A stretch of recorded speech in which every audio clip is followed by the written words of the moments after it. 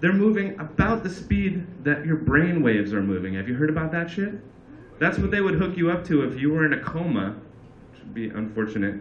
If you were in a coma, the doctor would be checking those brain waves to find out if you were thinking or not, or feeling or some shit. Conscious, I guess we might say. Hang tight, my man. Okay, so here we go. I'm gonna play the harmonic series for you, and I'm gonna count on my right hand the notes. Just want you to check it out and think about it, because it's not something that even musicians really think about a lot. Just check it.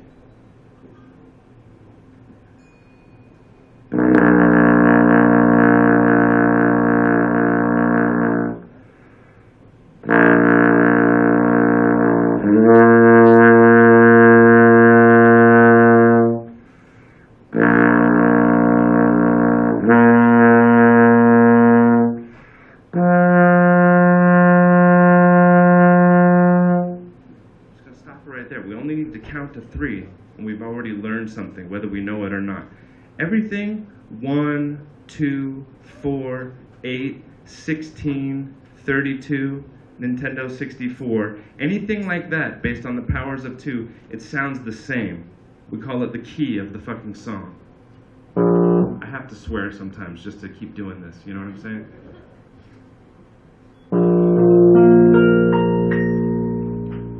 Do something like that in a band, for example. I know a lot of you are probably musicians. Now when it went to 3 waves in there, it went to this note.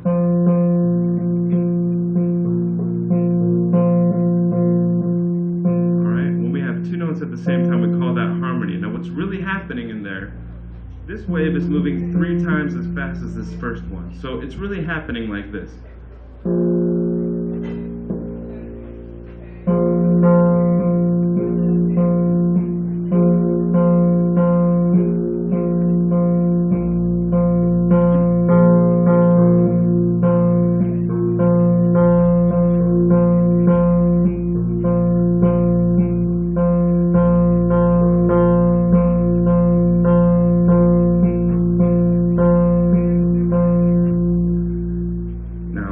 That should sound fucking familiar to a lot of people in the room. Do you understand what I'm trying to say?